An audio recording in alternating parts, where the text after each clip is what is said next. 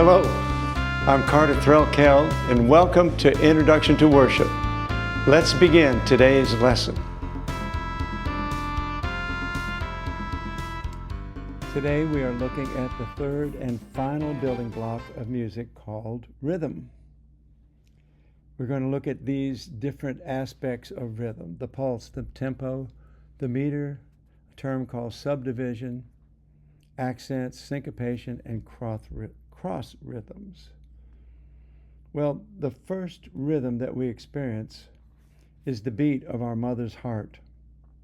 That beat represents life and is sometimes called the pulse of the music.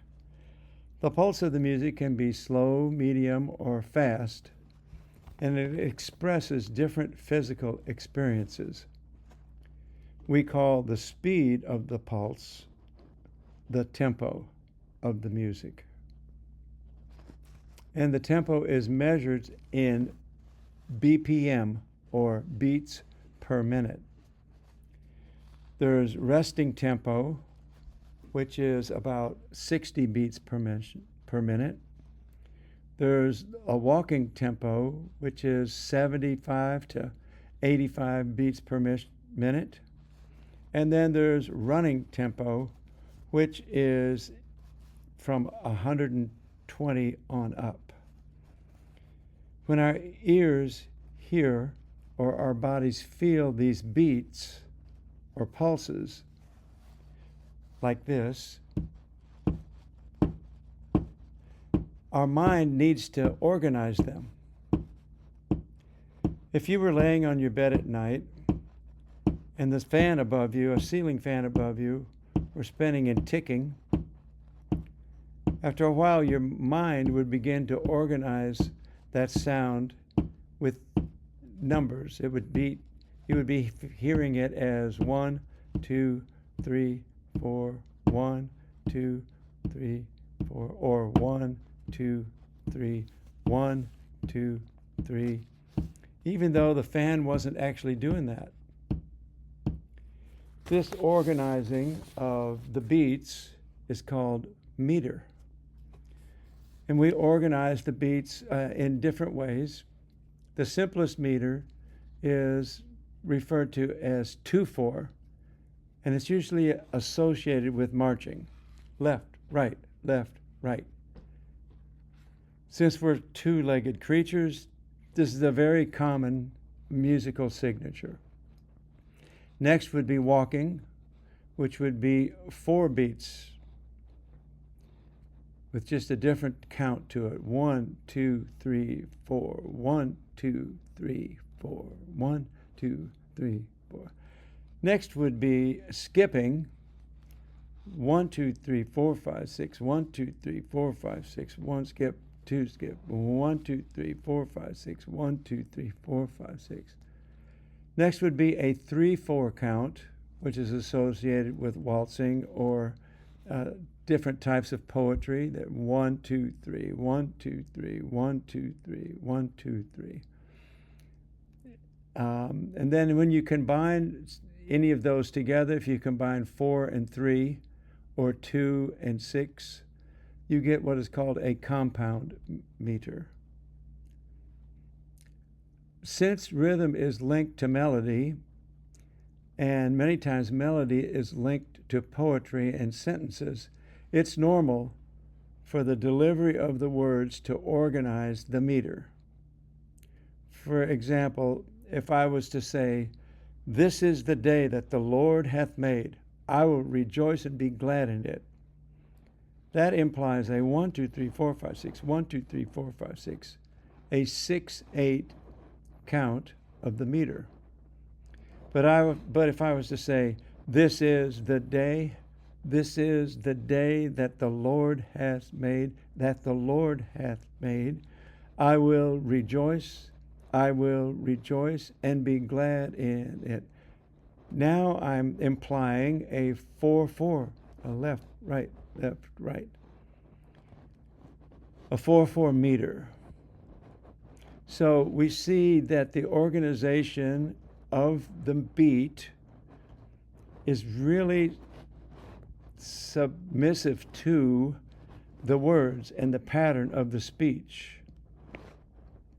So we come to now another term called subdivision. And we'll look at subdivision, accents, and syncopation. These are devices used to express the meaning of the music and to emphasize it. Subdividing means to take the beat. If we're in a four pulse, 1, 2, 3, 4, and we would subdivide that into 1 and 2 and 3 and 4 and 1 and 2 and 3 and 4 and then you can subdivide that again into 16th notes, 1E and a 2E and a 3E and a 4E and a 1. And there are infinite possibilities of subdivision. Go ahead and take a minute to watch this YouTube video, which will help explain subdivision. Then I want you to watch this example of subdivision written by Vivaldi. The piece is called Winter. It was written over 300 years ago, but it subdivides. It begins with a bump, bump, bump, a quarter note, then eighth notes, then 32nd notes, and then later on you'll hear 16th notes. So enjoy those two examples. Next is accents. And we know that accents give emphasis. And so if I was to say, for example, Mary had a little lamb, that would mean Mary has a little lamb. But if I was to say Mary had a little lamb, that would imply that she doesn't have the lamb anymore. So accents can give emphasis and different meaning to the music. And finally, syncopation, which I'll ask you to watch this video, which explains it very completely. And how that is used in music today. And next, we come to the final thing in our music discussion of rhythm, and this is cross rhythms. And cross rhythms are the use of two different meters at the same time. And this is a rhythmic device that really comes out of all child play. You probably did it when you were a child and didn't realize it. But if one rhythm was going 1, 2, 1, 2, 1, 2, someone else might do a 1, 2, 3, 1, 2, 3, 1, 2, 3 rhythm. And if you combine them both together, you get the 1, 2, 1, 2, and the 1, 2, 3, 1, 2, 3, 1, 2, 3, 1, 2, 1, 2, 3, 1, 2, 3, 1, 2, 3, 1, 2.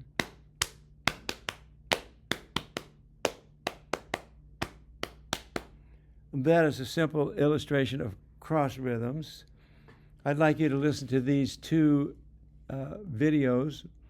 One gives a definition of cross rhythms. The other is an amazing piece written about 100 years ago by Igor Stravinsky. It's called The Rite of Spring.